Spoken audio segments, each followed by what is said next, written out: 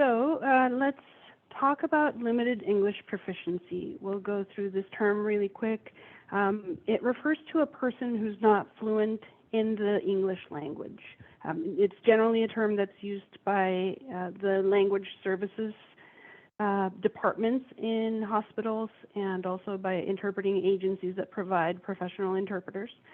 What's important to note about language or limited English proficiency is that it doesn't necessarily mean that it's someone who doesn't speak English at all. You could have someone who's limited English proficient who is able to get through life just fine, but because healthcare and in general legal matters are thought to be more pressing and more important, a lot of people prefer to use the language that they feel most comfortable in, and that's usually their native language.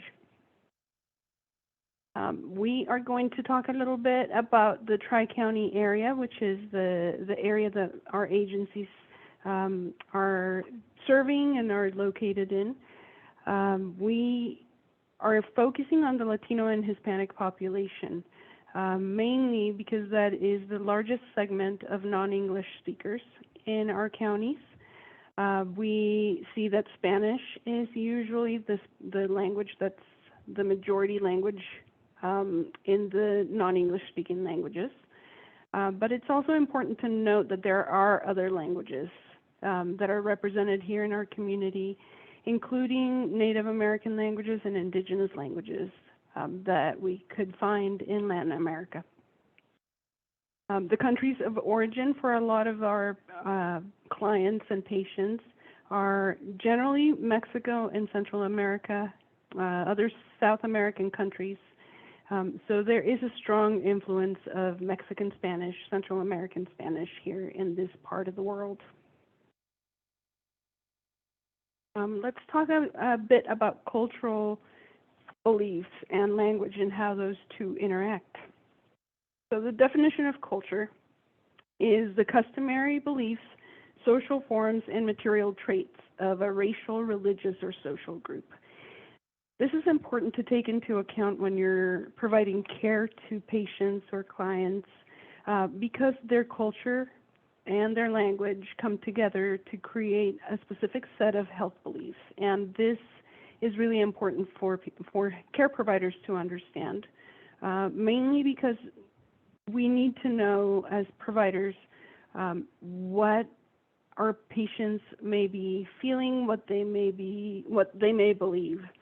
So some of the aspects that are impacted by culture and language are the causes of illness, for example, how illnesses can be cured or treated, and who should be involved in the treatment process. So let's explore a little bit about the causes of illness.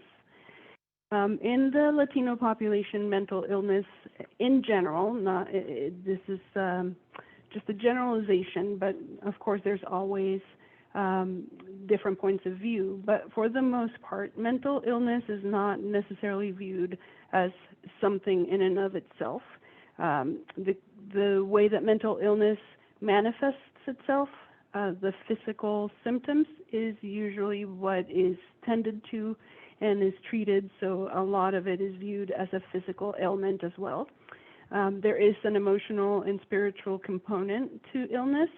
So if somebody is experiencing a particularly tumultuous time of their life, or if they are losing their faith or having any kind of conflict with their spiritual world, that is thought of to also impact health. So those are considerations that we have to take into account. There's a thought of hot and cold conditions. So cold conditions, for example, may be the flu or the common cold. And generally for hot and cold conditions, home remedies and folk treatments may be the first course of action. For cold conditions, you would treat them with something hot, and for hot conditions, you might treat them with something cold. Something hot, for example, being acid reflux. And then there's a whole host of folk illnesses that also could come into play when you're treating Hispanic or Latino clients and patients. These illnesses in general come as a package. So you might hear that someone has, for example, mal de ojo, and that in and of itself includes, there is an explanation for what caused it, how to prevent it, how to tell that that's what you have, and then how to treat it. So there is that component as well. Okay, so let's talk a little bit more about how illnesses can be cured or treated. So the majority of the Latino population does go to traditional primary care providers to seek care. However, there is a segment of the community that will use home remedies. I would say a large segment of the community that starts with home remedies and may even enlist the assistance of a folk healer. So someone like a curandera or naturalista. And it really just depends on what's available in their community and who they know and who is recommended to them. So regardless of the source of care, though, it is very likely that families understand their health status and their treatment options as part of a divine plan. And faith does come as part of a very important segment of how to understand and how to treat illnesses. Okay.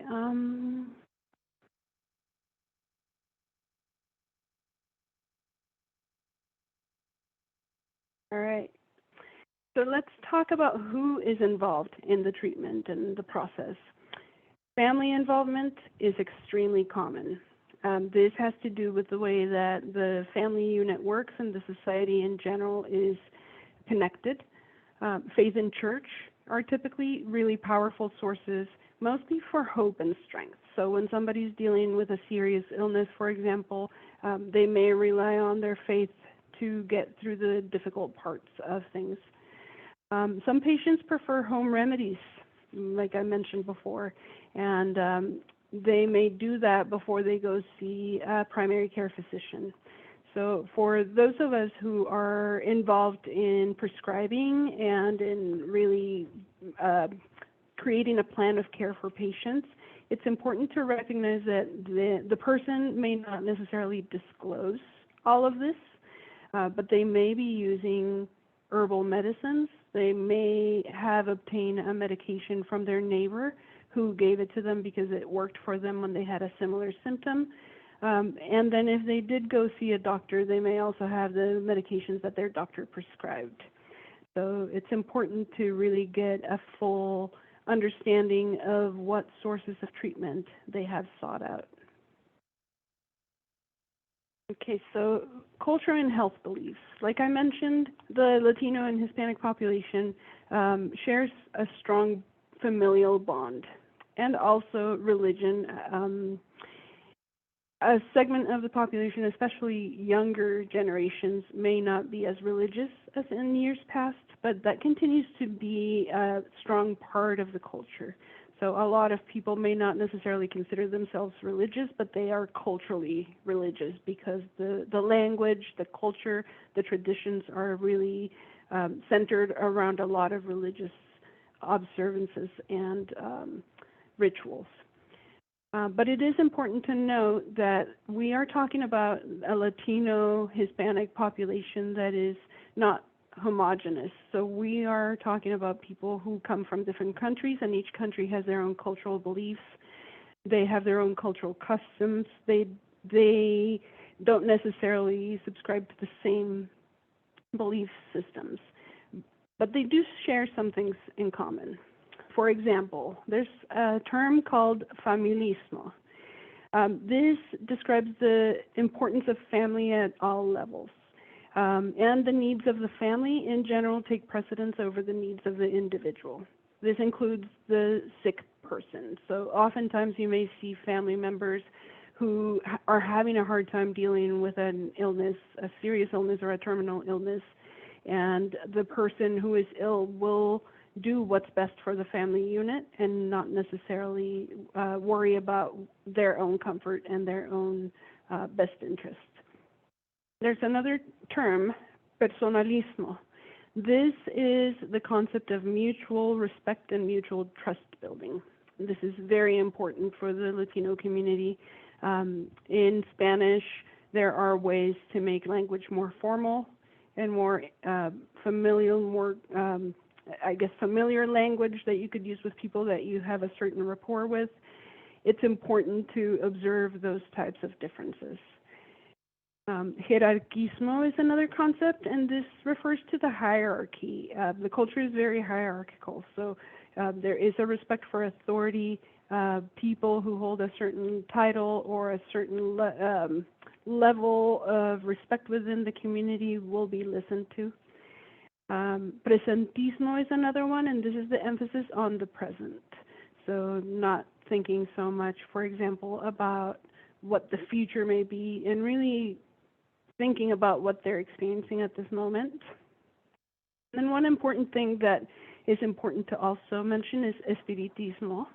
And this is the belief that God or evil spirits, for example, can affect the well-being and spirit of the dead. So that is important because sometimes when people are making decisions at end of life, they have to consider the soul and the manner of death of the person that they love. And then there's fatalismo, which is the final concept that I will introduce here. It is the belief that God's will and providence is what controls destiny. And this may lead people to become powerless or to be passive in terms of making decisions and things. We've often heard people say it's in God's hands. So that comes from this, this concept of fatalismo. And now we'll talk a little bit about language and how that impacts health beliefs. So for language are an expression of culture. And languages have many different variations. We do have a population that is very diverse, and we may also find people who don't have Spanish as their primary language. It may be one of their working languages, but it may not be their primary language. So it's important to really test for understanding when we are communicating with patients and families. So cultural language issues and health outcomes. Of course, as healthcare providers, what we really want is to connect with our patients and with their families and to do what's best for the outcome that we want for them and that they want for themselves. Their views play a major role in whether a patient will comply with a doctor's plan of care or not. Because they will not do something that goes against their beliefs, but most people also will not tell their provider that what they're recommending goes against their beliefs. So there's a little bit of work that needs to be done in really identifying what may or may not be helpful. It's important to understand how all of these factors impact physical health and to be sensitive when communicating with patients and families. And also, because there's such a strong spiritual and religious influence, it's important to not minimize people's understanding and belief in that component for their own well-being and for the decisions that they make.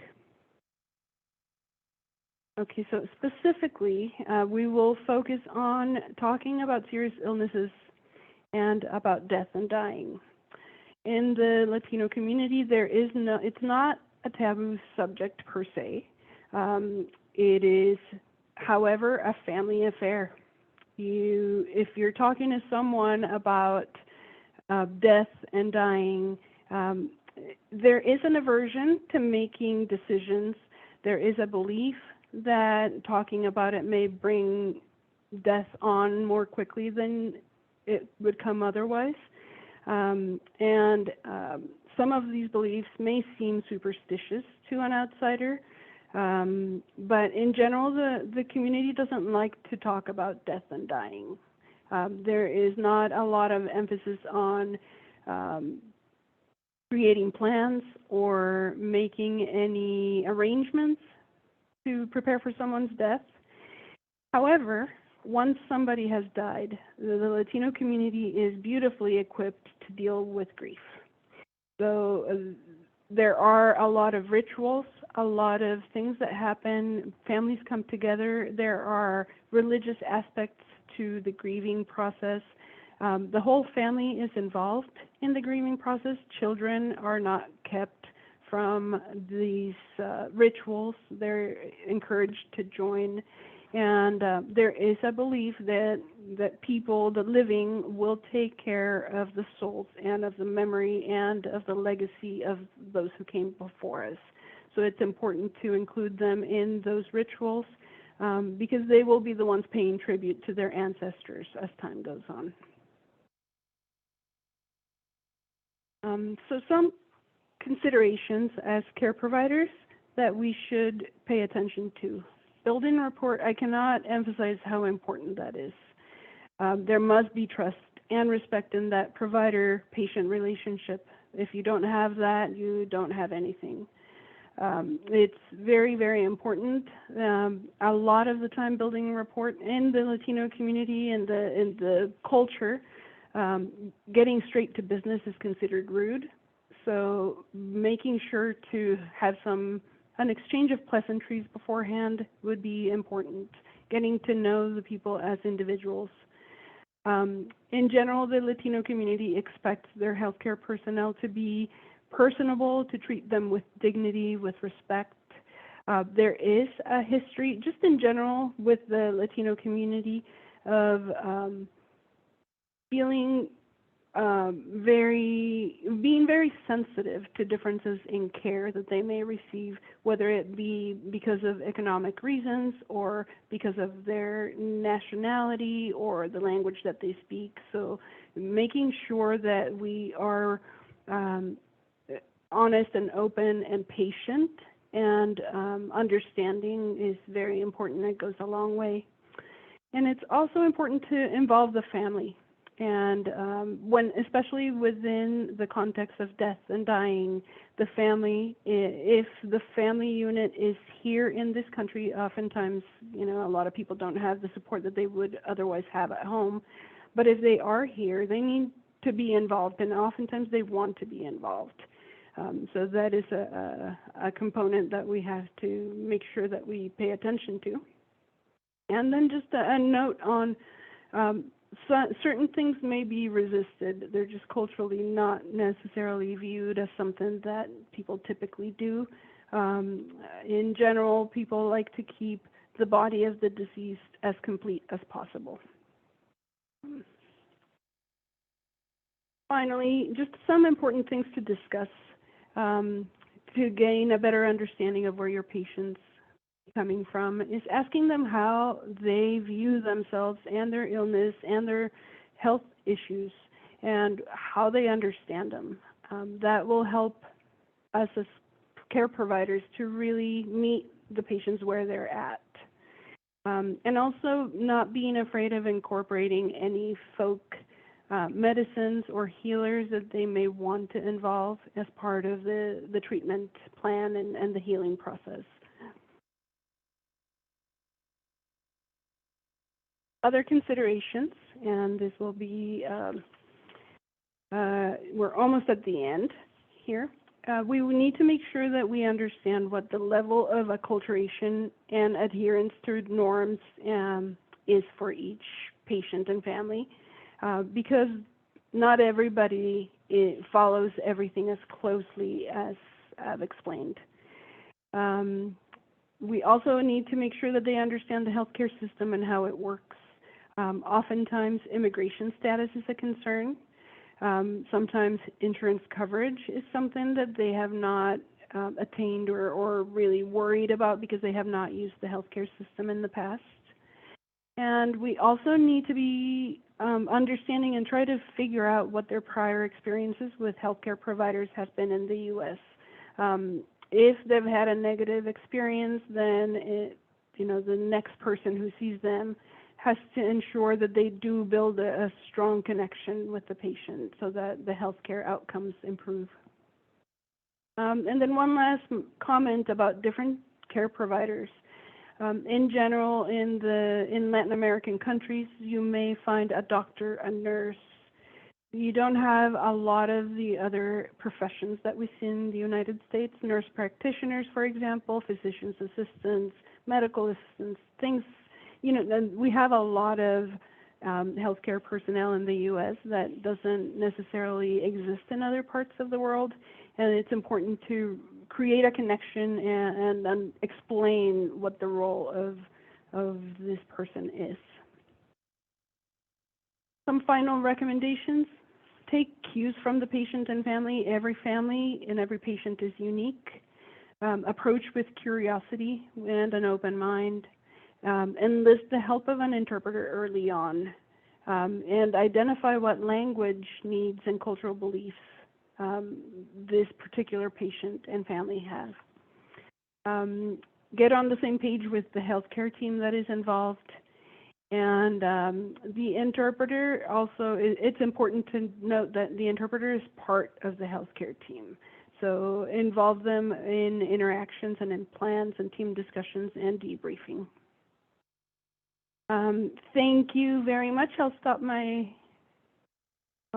sharing and take it away, Victor.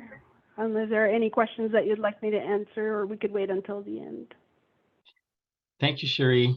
And I must say, as an interpreter, many of the themes that you discuss, I not only identify them, but I've used them at work, and very, very insightful. I think it was certainly was worth the wait.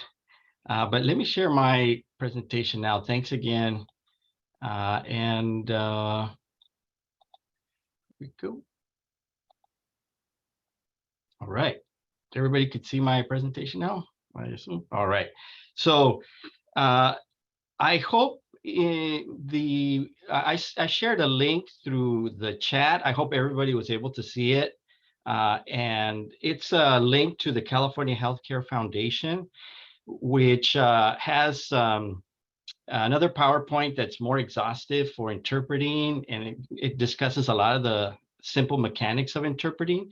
And it has some demonstrative videos where you could see an interpreter demonstrating how to do the interpretation. So in my presentation, we really won't go through a lot of the mechanics of the interpretation, but we're just going to highlight some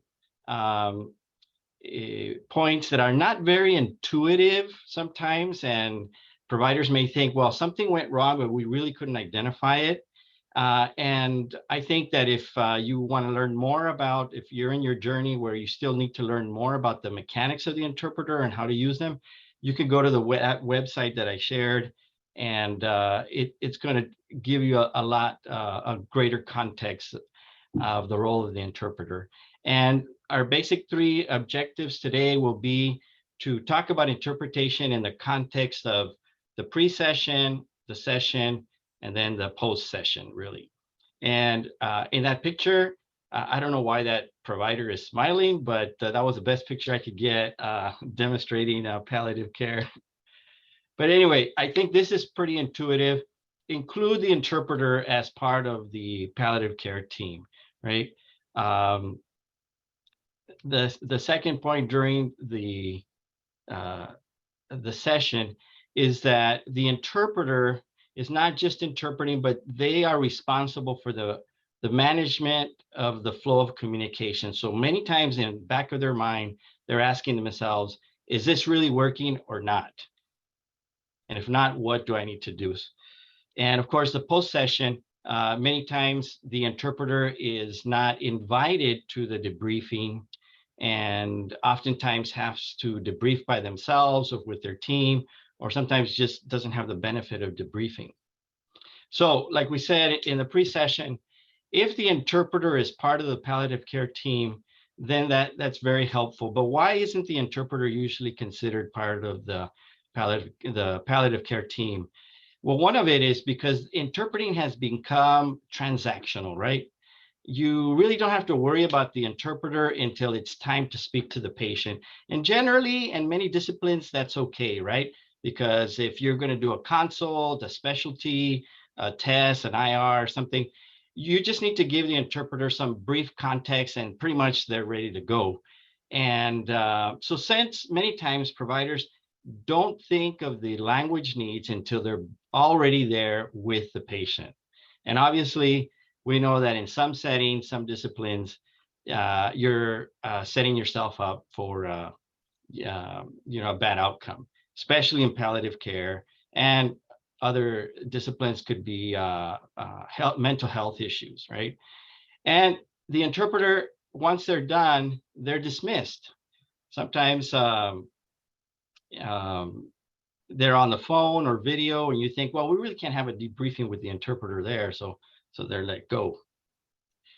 So one of the suggestions for interpreters when they're going to interpret for family meetings, end of death, palliative care, is to ask the providers before the session, is there anything I need to know? What do I need to know? What is the session going to be about, and what are the goals?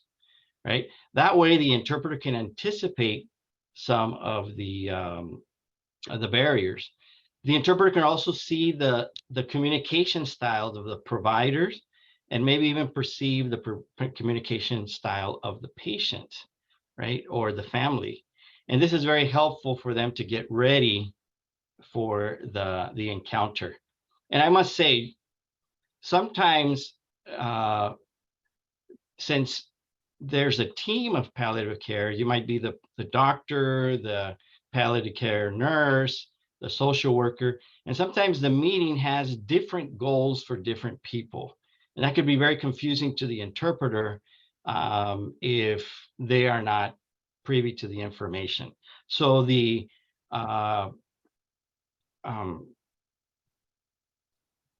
so who is on the team, right? Who are the family members? Who is going to need the interpreter? And what are the goals? Another thing is, sometimes the providers, they don't always get the benefit of getting training on communication. And oftentimes, what they're trying to say is very delicate, right? They're trying to thread the needle in their explanation of maybe the condition of the patient. And so sometimes they say, well, I'm not saying you're the patient will stop breathing if life support is taken away, but I'm not saying that they will.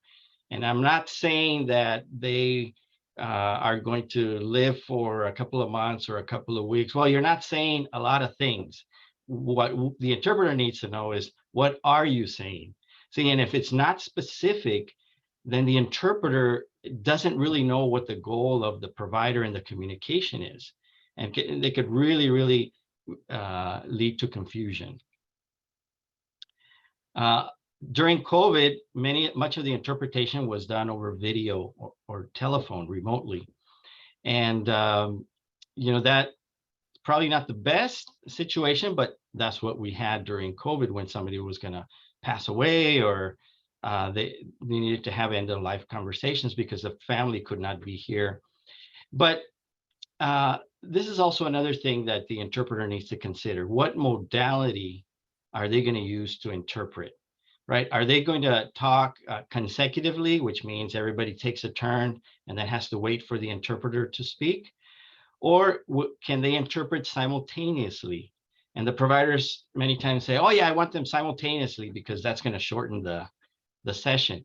But no, the providers are not the ones that set the standard about modality. It's really the situation and the individuals that need the interpretation. For example, if you're talking to a family, but the decision maker is really not the one that needs the interpretation, then simultaneous might work if it's somebody in the family that is there to listen in, and maybe they can chime in, but they're mostly going to be listening to the conversation.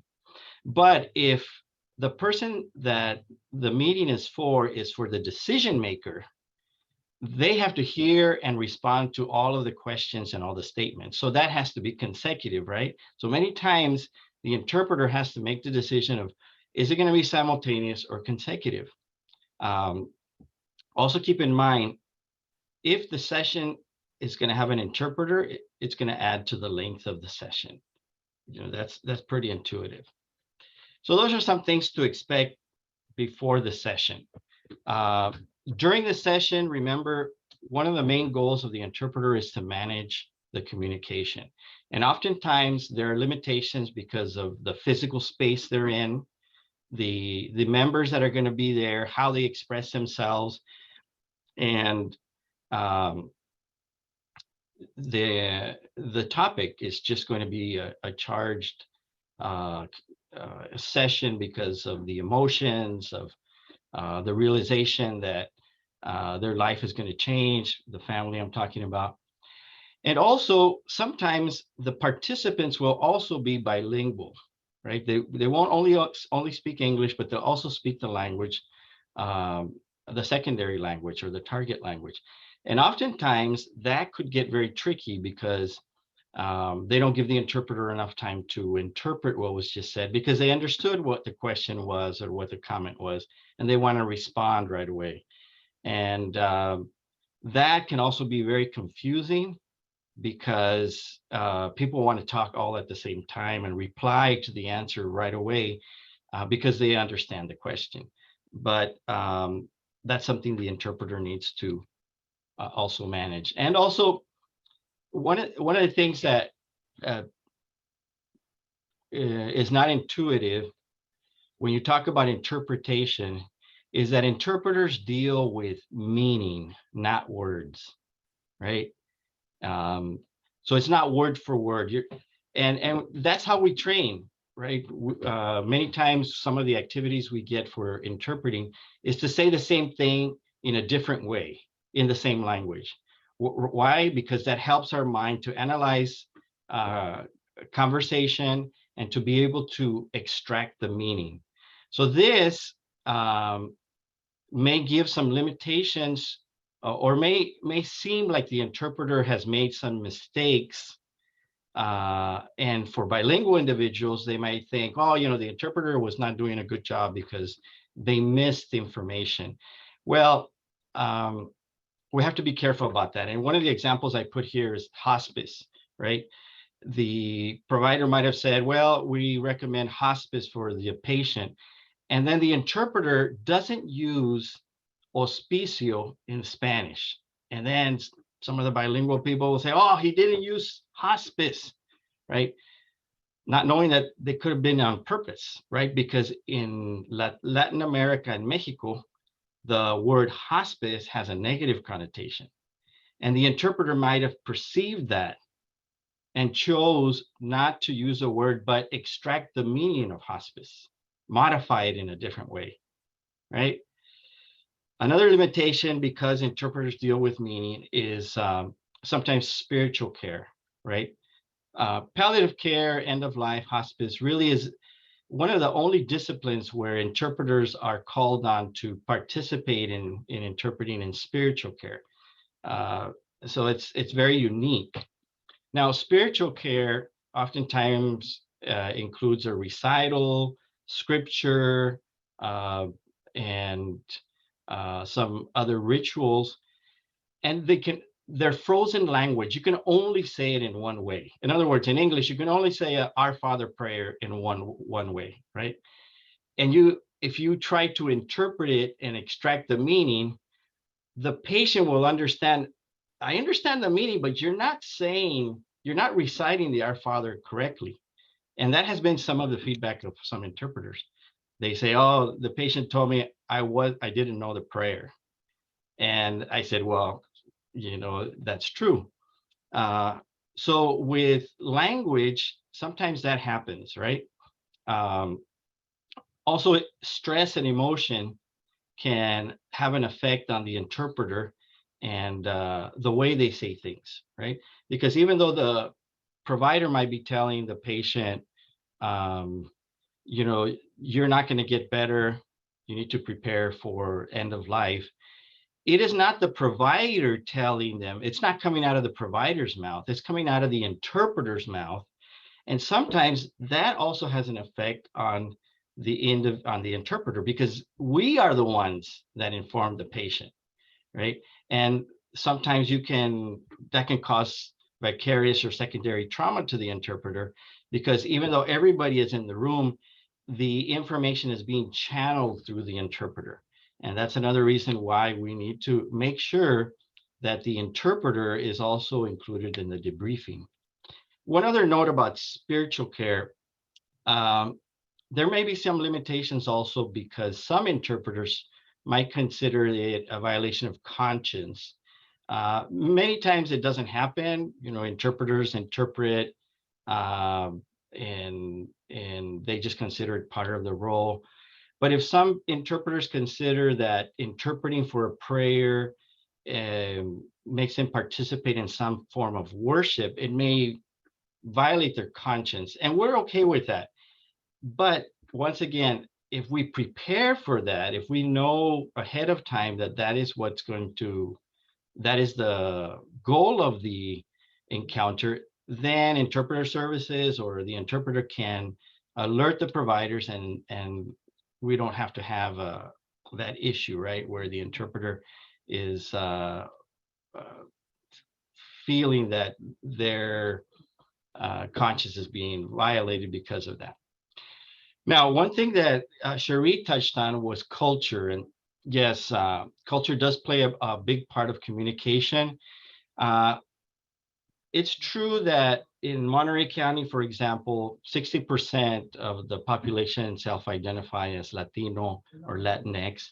However, the census does not capture those who self-identify as indigenous, right? So the best guess that we have, our hospital has about a 2% of our patient demographics that self-identify as indigenous. So if we extrapolate that over the whole county or the tri-state area, you're talking about a 2% of the population. And that's an extrapolation. We don't actually know. But they do come to our hospital, right? And some of the themes that Cherie was sharing are spot on with our population, right? I remember she said about the presentismo, where the indigenous community does like to speak about life in the present. And if you talk about death, they feel that you're bringing it on, right? And so that is why sometimes those conversations could be elusive, or they could try not to really participate in those conversations. Now, a key point is that not all indigenous people have the same life experience, right? Not all of them have the same culture. And sometimes we lean on interpreters to say, well, they're from the same culture, so we could ask the interpreter and they could give us insights on the culture. That's true, but remember, only the patient is the expert on their own culture.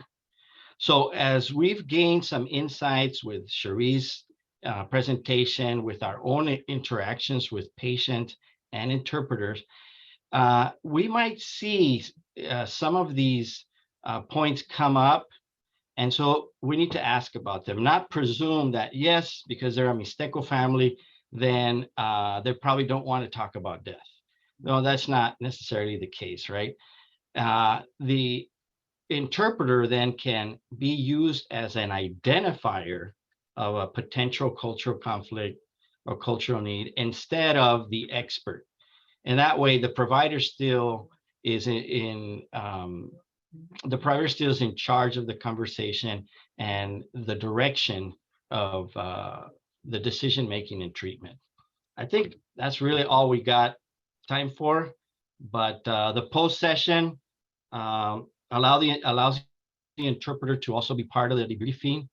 One thing I want to say is, if you have an interpreter over the phone or video, it's true they may not be part of the debriefing, but you can always have a check-in with them, right? So once the session is done, ask the interpreter to stay on the line just a bit.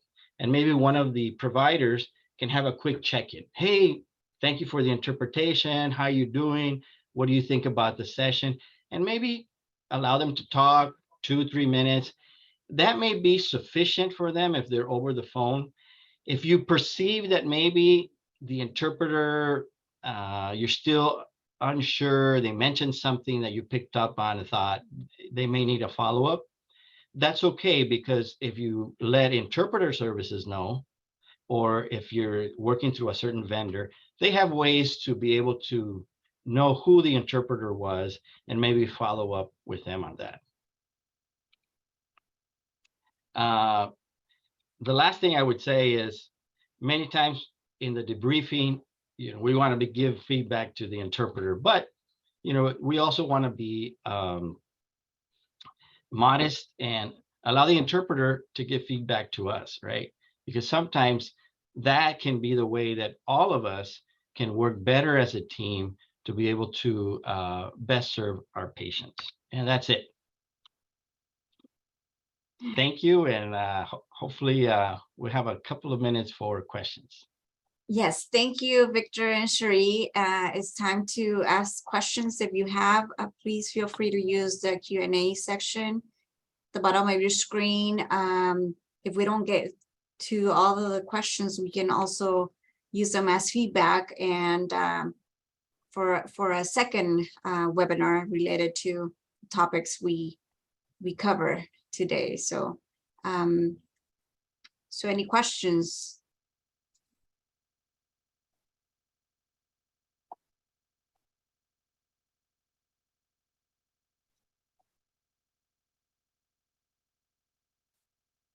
What are some resources to medical terminology?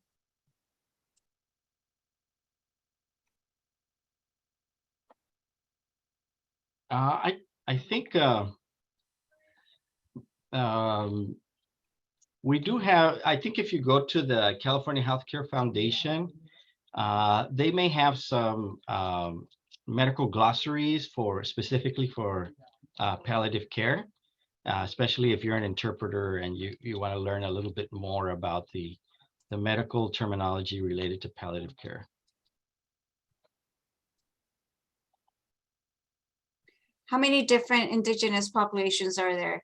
I'm assuming they're not all from one region. Correct. I mean, Mexico has 11 language families, 64 main indigenous languages, and like 364 variants. So you're right, there's many. However, in our area, we don't have as many in here at Monterey or the tri-state area. We have Mixteco, Triqui, Chatino, Zapoteco, and we are seeing here at the hospital an emergence of Canjobal, which is from Central America. That's what we typically see here in Monterey County. And this question is for you, Victor. What is your experience using translators over the phone, speaker, language line versus an in-person translators? Well, of course, it's always more personal, and it's better to have an in-person interpreter, especially for family meetings or end-of-life conversations. But sometimes, during COVID, we have no choice, right? And it is very stressful for the interpreter and the team, but it certainly can be done. And like I said, doing a quick follow-up before you let the interpreter go, that is very helpful to the interpreter. Well, I know Victor has to run to another presentation meeting, so we're going to let Victor go unless you have any questions for Cherie or anything that you would want to ask for future presentations that you will be interested. Please feel free to write it down in the Q&A section. Thank you so much, Cherie. Thank you so much, Victor. It was a pleasure doing this webinar. We sure need to we sure learned a lot from both of you, and we are looking forward to do more professional webinars in the future. I just want to share my screen with all of you. to let you know that, we're here to help you. There's more resources for you or your patients. And hospicegiving.org, you can find a lot of documents and forms that you can download. And also my contact information is there in case you have any questions that were not answered during the session. Again, thank you so much for being part of this webinar. And we look forward to hearing from you. Any feedback is welcome. You can send them to my email. And thanks again to all of you. Thank you. Thank you.